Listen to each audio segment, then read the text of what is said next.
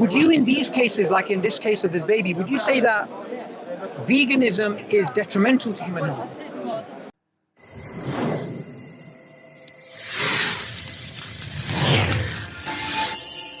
Sabur. Yes, Klaus, I heard you guys were speaking about veganism, so I wanted to talk to you. Yeah, definitely. This is Ali. Hi, great to meet you. Really great to meet you. So, firstly, Klaus, you said? Yeah, my name's Klaus. Yeah. Klaus. So, Klaus, what is the perspective you're trying to share in Speaker's Corner today? Because I heard you talking about culture, Ali, justification, or generally ideas about the environment and veganism being better. Like, what's the point you're trying to make? I think we live in a society now where increasing numbers of people recognised as an environmental issue, and there's some environmental concerns. And there are lots of like environmental solutions that are proposed, right? Whether it's like stop littering or recycle plastic, but nobody's really talking about the elephant in the room, and that's a shame. Like I was at COP27 last year, and you were, sorry? I was at COP27, the climate change conference, and only 1% of food stalls were about food system change, when we know that our food system contributes at least 33% to global greenhouse gas emissions. Right. So I just want to represent the issue, you know what I'm saying? Okay, so you, from an environmental perspective, you can make a consequentialist case for veganism based upon the detrimental effect of animal farming. Is that kind of like the argument? Okay, good. So what's the upshot? What are you trying to change in human behavior? I think the first thing is to make people aware, and then I don't want to mandate anything. It's just about making people aware, and then they can make more informed decisions. In the same way, at the moment, people are advocating for reducing fossil fuels. So I think if people need the truth about animal farming, they'll make that shift towards a plant-based diet. Can we move it a little bit? Sorry. Can you come in a bit more closer? I'm listening. Sure. Because he's also had conversations with vegans before, and obviously vegans come from not just a narrative perspective, but they also come with a paradigm. So we wanted to first sort of see what is like your main argument or what you're trying to convince people of. Now, so far from what I've understood, I'm just going to repeat what you're saying because I don't want to make straw man you. I just want to try and understand the perspective. So we all have a shared goal of making the environment better, and you went to a conference in which people were talking about all the different ways you can improve the environment, where they were missing food, and food is one of the main sources of emissions which impact the environment. And if we change to a plant-based diet, we could actually reduce the carbon footprint and make the earth essentially better. Is that the crux of the argument? Pretty much. Okay, good. That's actually interesting because normally people come from a nutritional perspective. So you don't use the nutritional argument, or you just focus on the environmental argument? Where I use the nutrition argument is if you need animal products out of necessity, like it's probably certain places in the world, like Alaska, I don't know where you probably need like some meat or something.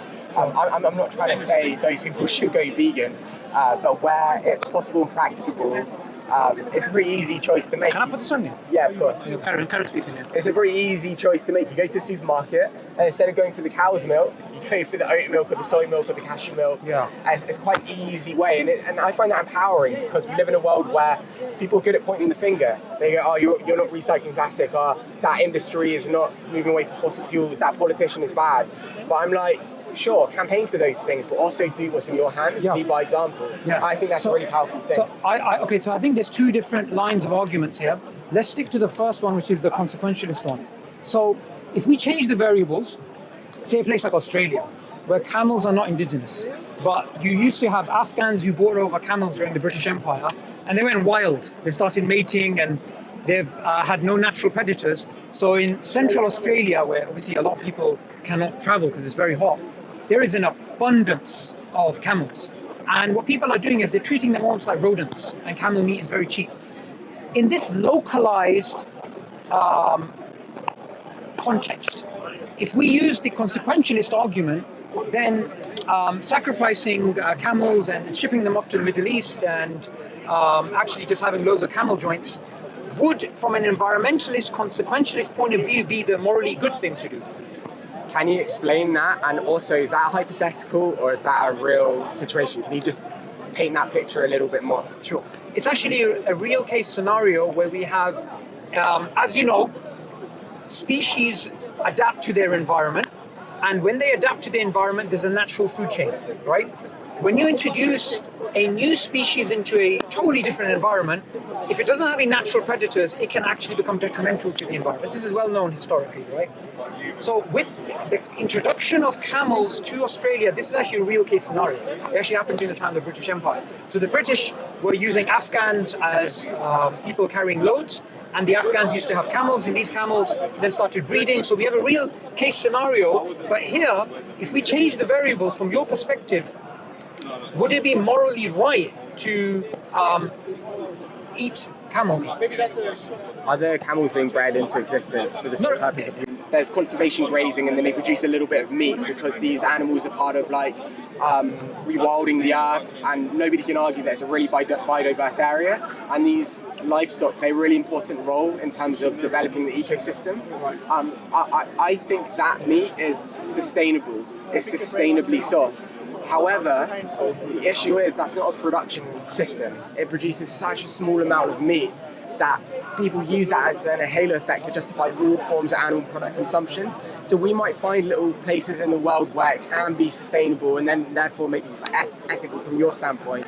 I don't think it's necessarily ethical, but I'm saying like that's more of a distraction to the real issues that we've got in terms of this industry. So the point of an example is to actually lay out a few variables from which we can take your argument of the consequentialist sort of argument and see what the outputs are. So it's just a very simple thing. A squared plus B squared is C squared. Okay, if we change A, we change B, we're going to get a different C, right? We're going to get a different answer. So all I was trying to understand is the example in Sussex, from the way you've described it, it sounds like it would be morally wrong or morally maybe even neutral to have that meat, right? And to actually consume that meat. But the example I gave was from the perspective of the environment in Australia, where actually there is a massive overproduction, and it's not natural. It's not non-natural. It's not happening by human beings. It's happening naturally, and because of this, it's having a detrimental impact on the environment. And there's all this excessive meat. Now, if we were to say, well, those people shouldn't be eating those camels, and they would be taking their calories from, say, plant-based diets, then they would be increasing the carbon footprint rather than going for the free calories they can be getting from meat, and at the same time making the environment better. So what I was trying to understand is it the case that you believe in a consequentialist perspective for non-meat based diets, or is there something more to it? Is it like a belief, a worldview that you have?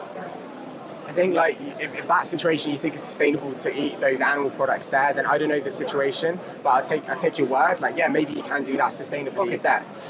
How is that animal in terms of the ethical? I feel like we're transitioning a little bit, and you maybe want to move gears a little bit. I'm not that comfortable talking about the ethics. I know lots of people that are. I'm vegan. Do you know the definition of veganism? No. The definition of veganism is to reduce suffering as much as possible and practicable. And I think deep down everybody wants that. If you can find situations where like we're helping animals, then maybe that's different. But I think, like I said, in Alaska, if you live there and you need an egg a year or something, then you can still class yourself as a vegan. But I'm saying this day and age in a city, it's so easy 3 times a day to just go from animal to plant, from cruelty to ethical, to unsustainable to more regenerative. Yeah. And it's that simple. But I'm sure there are loopholes in their situations where that doesn't exactly exist. For example, mussels don't have a central nervous system. Mussels aren't vegan, but there's not really that much harm that you cause to like mussels, right? Because they don't have a central nervous system. So there are outliers, but it doesn't change the overall like paradigm that I care about, which is to reduce suffering as much as possible. Yeah, I think there's a few things being conflated here. So one is about suffering, right? So reducing suffering is something good. I don't think anybody disagrees with that. But then to make the argument from that to, in a case where it's better for the environment overall, because remember in the beginning you made an argument about the planet, in which case eating meat would be better for the environment than not eating meat, then there's too many, I think, there's too many layers which need to be separated out. It sounds like you're not making a consequentialist argument. You're making an argument from a categorical point of view that reducing suffering is categorically good, and therefore we shouldn't be eating meat, essentially. It sounds like it's not a consequentialist argument. Can you explain the consequentialist argument a little bit more? So the consequentialist argument would be that we look at the consequences of an action to decide whether it's morally right or wrong for us to impart upon that action. That's a consequentialist point of view. But a categorical point of view is basically saying this is wrong, period. It doesn't matter about the consequences, whether the consequences are negative or positive. So you're switching between the two, and I'm trying to understand, is it that you believe in a consequentialist argument as a veneer underneath which there is a categorical argument, or is it the case that maybe you haven't thought about these things in a more clearer way? Yeah, I don't know if they're mutually exclusive, to be honest. I'm a little bit confused as to, I think there's a little bit of overlap, perhaps. Okay, so do you see a contradiction in a consequentialist and a categorical argument being made for the same point? In what context? Okay, so if somebody says doing action X is going to lead to more carbon emissions, therefore we shouldn't do action X. That's a consequentialist argument. The flip of that is not doing action X is going to reduce the carbon footprint, therefore not doing action X is the morally good thing to do. That's a consequentialist argument, right? Right. A categorical argument would be, we do not do X regardless. We don't care. So these are two different lines of argument, and it sounds like you were making the first one, but it sounds like you're open to the idea of consuming meat under certain contexts. So I'm not sure whether you are fully subscribed to the categorical argument or the consequentialist argument. I think maybe the consequentialist. Okay, Yeah, fine. makes a lot I more was going to sense. say that as well. Fine. So with the consequentialist, But that we're talking about, like, I feel like you're mixing up a few things as well, because there's sustainability of it, and of meat eating, and there are probably some situations where, as I've described, it can be sustainable to eat meat. Maybe just some situations here and there, but they're not part of the livestock production system, and so they're very different from the ethics. Say that again, the life production system. So at the moment you've got livestock farming, yeah? And I've got a banner that says, like, livestock farming can never be sustainable. Now, people refute that because they say in certain situations in Australia, wherever it is, in Sussex, you can produce meat sustainably. So I'm saying that's not part of a production system. Yeah, so sorry, I think you misunderstood what I was saying. I didn't say meat was being produced sustainably in Australia. I said it was actually unsustainable because they were having a negative impact on the environment. Now, if you imagine, we let these camels just go wild over the next 1,000 years or whatever, the amount of emissions are going to increase in the earth. And the amount of impact on the flora and the fauna of Australia is going to be negatively impacted, which is why not only camels, also kangaroos are seen as rodents as well in Australia. I'm not sure if you know about this one. But since we were talking about contexts within which it may be morally right to eat meat, there's something me and Ali were speaking about before, and this is something which I haven't seen vegans speak about. It was actually an incident where a woman was putting her child under a vegan diet, which she probably thought... It was actually a baby, 18-month. 18-month baby, right? And it led to malnutrition and the child died, right? So in certain contexts, wouldn't you say it's the morally good thing to do to encourage people to not put their children on these types of diets? Because I don't believe in Darwinism, but from a purely naturalistic point of view, they would say, well, we evolved under these conditions to be eating meat, and it's actually, they would make that argument that it's actually beneficial for the human being. Now, I believe in a different type of argument, but would you, in these cases, like in this case of this baby, would you say that veganism is detrimental to human health? So the largest dietetic associations in the world, British Dietetic Association, American Dietetic Association, NHS, these bodies say that if you plan a plant-based diet appropriately and healthfully, you can survive and thrive on a plant-based diet. But how many people can do that? Because we look at the financial situation as well. How many people can do that? Because, for example, I'll be honest with you, I try my best to eat healthy. So I go to certain places, and believe me, it's so expensive. It's expensive. I do oat milk. I don't dairy milk. I trust dairy. It's just personal. Yeah. So I'm on your side on this one. Yeah. But the thing is, it's expensive. So how many people can sustain that kind of lifestyle? There's a couple of different ways of looking at that. So if you look at like the cheapest foods on the planet are actually the healthiest. They're also the cheapest. So starches, grains, legumes, rice and beans. Now, when it comes to expensive vegan foods, you're talking about like burgers and the alternative. Sorry. You don't need to consume those. Yes, so sorry, just to intervene there. Recently went to Mongolia. Mongolia is a huge country with 3 million population. The environment doesn't actually make it sustainable for the population to be eating plant-based diet. They rely heavily upon meat. In fact, I was shocked when I was there because they eat meat every single day, at least 2-3 times. Like 2 of their meals at least have meat in them. So they have actually adapted themselves to be living with yogurt and milk and protein, mainly red meat, not even white meat like fish and chicken and stuff. So if they were to go under what you just said right now, that they were to take this guideline that actually the plant-based diet is sustainable and you could actually live on it comfortably, they would say, well, our history proves the opposite. Our history proves that one of the reasons that they were able to even expand out as an empire is because they didn't have to rely so much on farming and this type of thing, and the environment didn't suit it. Because this very cold country, I went to this area called Hoft, which is like minus 33 in the winter. Extreme cold, and they don't have fridges. They sacrifice a cow or a camel or whatever, and they just stick it out in the shed, and it's frozen throughout the year. They bring it out, they cut it, and they eat it.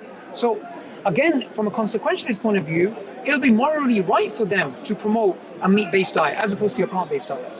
Yeah, like I said at the beginning, if you're in a situation where you need it out of necessity, then yeah, I'm not got any issue with that. So it's consequentially saying it's all right. But do you have any pets? I'm on the point though, that's often used as a framework to then undermine plant-based living and veganism in a situation where it's very easy and the sustainable thing to do that. Yeah, I didn't make that argument. I think that would be fallacious. Yeah. I would agree with you.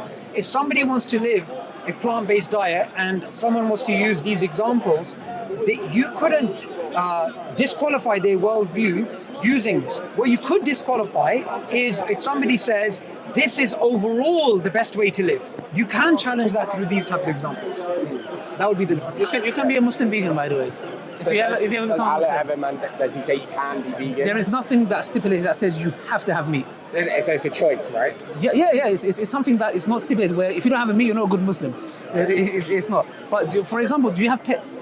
No. Okay, if you was to have a pet, like let's say a dog or a cat, would you give it meat or what would you give it? Well, it's interesting. There's like some debate on this at the moment. Like with dogs, they're omnivores, but they can thrive on a plant-based diet. And there's actually research coming out saying that it's a lot healthier. For cats, no. Okay, so for cats can't, but dogs can. So imagine you had a cat. Would you go and buy meat for it? Like, and would your group or like this what movement you're with, would they be okay with you, or would you be like, I'm not going to have a cat totally? I know vegans that have snakes from when they're back in the day before they were vegan, and absolutely they feed the snakes mice and stuff. So yeah. Okay, so would that be ethically correct to your worldview that if you had a kitten that you would have to, or a cat, you would have to go as a vegan and buy the meat, and would you morally would you not feel like? It's pet ownership is a bit of an interesting one because vegans are against that. Animals are here with us, not for us, and with pets it's a strange relationship that we've created. But if you're in a situation where before you gone vegan you have a pet, and of course common sense dictates you just keep it, nobody's going to argue with the fact that so as a vegan, would you advise the followers of this movement to not have pets? Yeah. Really?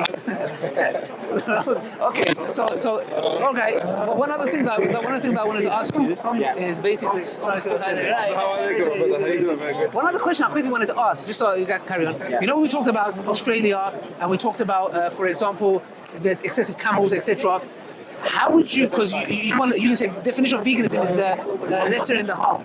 How would you deal with the excessive amount of camels? How would you not slaughter them, but how would you I don't say get rid of them. Reduce their impact on the environment. What would you do? So let's say this specific scenario, yeah? So there's a lot of camels, you say there's no predators, therefore they're like rodents, yeah? So how, as a vegan, would you deal with that situation? How would you slaughter them? Or not slaughter, I don't want to, like, what would you do to population control? I have no idea. If that situation happened in the UK, I would maybe repurpose the subsidies. At the moment, we have a subsidy system where most grazing livestock farming systems wouldn't even be sustainable without being propped up by government. So I'd maybe say in those situations, let's repurpose the subsidies and use that to look after the land and the animals and let them die out naturally. But they're reproducing. Sorry, right, just to continue your what you're explaining here, Ali.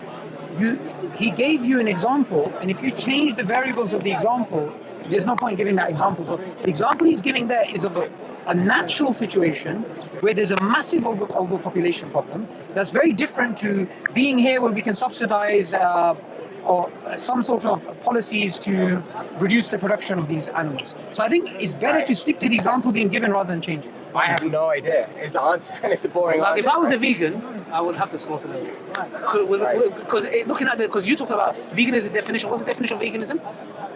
It's the minimization of harm as much as possible. So I'm going to look at these camels and be like, the fact they're overpopulated is a harm to themselves, to the environment, and we would have to stop. If there are let's say 5 million, we're going to jump to 2.5 million, we're going to have to slaughter them. Right. And not only that, I would want to benefit society as well and send it to people who they don't have nothing to eat. So that's why I would do it as a vegan, because if I use that principle. So I would have to use it and be like, what's the lesser of harm? There's so many of them, okay, yes, we want lesser of harm, we don't want to do this, but we have no choice. So if you're taking the consequential bold view, you would have to slaughter them. Yeah. And unless you disagree with me. No, that makes perfect sense. But we were talking earlier about Mongolia, just to stick to the example about what's better for human beings. So my friend here, he's actually got Mongol blood. As you can see, this specimen of the Wahhab. Nice and neat. So, if you were to go to Mongolia and you'd come across specimens like this, right, probably this height as well. I would do a U-turn. I would do a U-turn, right? But if somebody was to make up, say, as a vegan, you were to go to Ulaanbaatar and you were to speak there to the Mongol people, and you were to make these arguments, from a purely consequentialist point of view, you would fail. You'd have to use an argument from a categorical point of view, not consequentialist point of view. So how would you do it? How would you convince someone like him, who obviously loves eating meat, like, why not to eat meat and why to eat plant-based diet? I wouldn't. You wouldn't? I wouldn't. Okay. But if I'm meeting him on the streets of London, I'd say, where do you live? Are you here for a week, or do you live here? No, I'm from LA, so I'm just visiting. Oh, you're just visiting. Cool. And I would say, did he know that a plant-based diet can do X, Y, and Z? If he then says, I'm going back home in a certain situation, I wouldn't make that argument. I'd just stay away from it. And it's a boring debate. But that's interesting, because usually the vegans that I've met are categorical. Like the vegans that I've met before, it's quite interesting because you're quite balanced. Some of them are just categorical, like no at all costs. I don't think we disagree on much. I think we agree on much because you're consequentialist and saying if this happens, we can do. So some of the vegans are a bit, I would say, extreme, because they would say under any circumstances, eating meat is immoral. Yeah. So you're definitely not making that's in the context of their world, and that's true, you know? What do you mean? Well, they're talking about this from a common sense point of view in their world, in their life, and everybody they've met around them, in 99+% of the population around the world. So, it does hold true most of the time. Like, we can pick these outlier events, but they're not common. But there's a problem here. They're making a categorical argument and they're going by, say, 99%, if 99% was correct.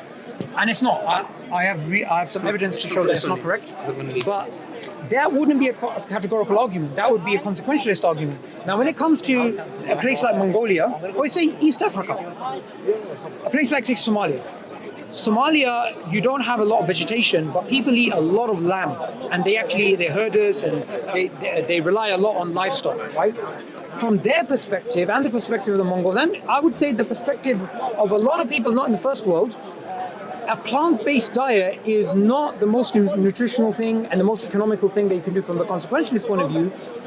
Maybe this is just for the Western world, the plant-based diet. It doesn't. If you were to go to, say, a place like Nepal, a place like Philippines, traditionally very plant-based when they're a lot healthier.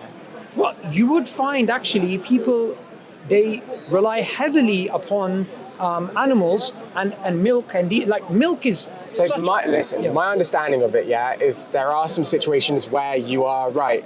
Of course, just there are probably some situations where, like, there's a plane crash in the US and they're in the middle of nowhere, they had to eat meat out of necessity. Again, nobody's going to say you've got to have a vegan diet there. But let me make my point, right? Sure. You're using those examples to create the sense that veganism is just for the Western world. Most places, 99.99% of places, what I'm saying holds true. And I don't agree with that. See, the reason why I disagree, Klaus, was it? Yeah. The reason I disagree, Klaus, with the example of the airplane crash is that is a true outliner condition, right? I mean, look, for example, as a Muslim, I can't drink alcohol. But if I'm thirsty and I'm about to die, I can. That's an outlier condition. But when it comes to the diet of the Mongols, like I explained, or like in Nepal and the Philippines, people drinking milk, these types of things are not outliers. They are large regions of the world. And this is perhaps why plant-based diet and this type of narrative, it doesn't really take off except in the Western world. I mean, why is it? I mean, through social media, these ideas are everywhere, all across the world. Why is it that they only really take hold in modern Western societies as opposed to other parts of the world, which is not the majority of the world? Well, I think in Asia, the longest lived populations historically consumed a predominantly plant-based diet.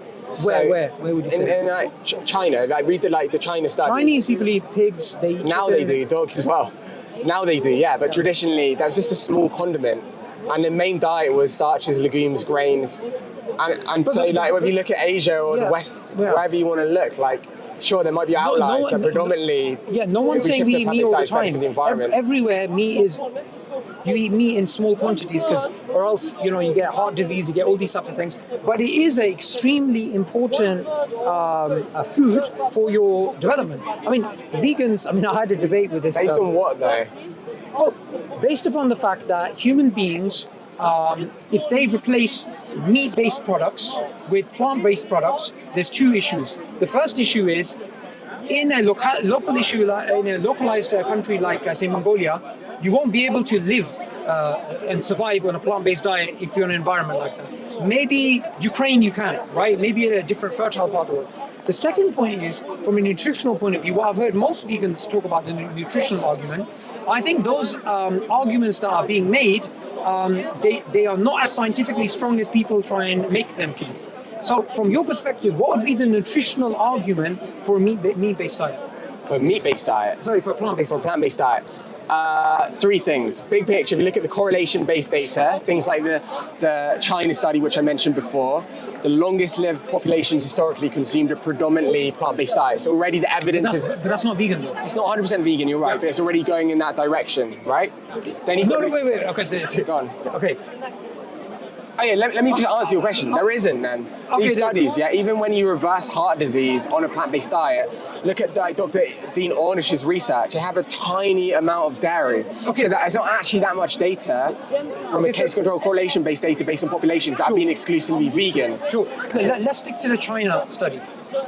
You said they were headed in that direction, and I have a flight to catch, so I have to head off. But the point I wanted to make was, when you say they're headed in that direction, now I may consume iron, zinc, calcium, potassium, and that may be 1% of my diet, which helps me function, but that doesn't mean I'm headed towards a zero potassium, zero calcium, zero iron-based diet. So I think the way you said that they were headed in that direction, I think is logically it doesn't follow. I'm just saying a pattern of eating is really healthy, and it's a plant-based pattern of eating. You're right, none of these studies are exclusively vegan, but nobody's lived in 2023. We live in a strange world, things are changing really quickly, right? Where even the animals that we eat are supplemented. So, we've got a choice, right? We've got a choice. But did you see why I saw your example as a disanalogy? The China study, I would say, doesn't support your worldview, it supports my worldview, which is that people have throughout history, and in this case the healthy people, they've had meat as part of their diet, even if it's been 5%, 10%, whatever it was. But is that a justification for continuing it? It depends on the worldview you come from. So, for example, if you come from a consequentialist worldview, yes. If you come from a categorical worldview, perhaps no. But then it goes back into worldviews. And that's why we were having this conversation earlier. Where do you actually come to the debate from? Because nobody comes without assumptions. Nobody comes without paradigms. No one comes without some inbuilt idea, some worldview from which all the data is colored. But I need to head off now. Great, thank you very much. Have a good one. Thank you. Cheers, guys. All the mics, bro. I've got your mic as well. I don't know whose mic That's mine. Sorry, mate, I don't want to run off. I've actually got a flight to catch, or else I Good would, luck, yeah? Sorry. As Muslims, we say God be with you. We don't say luck because we believe all things are controlled by God. It's our Right. theology. So, like nowadays, a lot of people they start believing in lucky charms or these types of things. Like, do you have a belief in God? You No. believe? You don't? Okay. And what would you say is the reason that you don't believe in God? I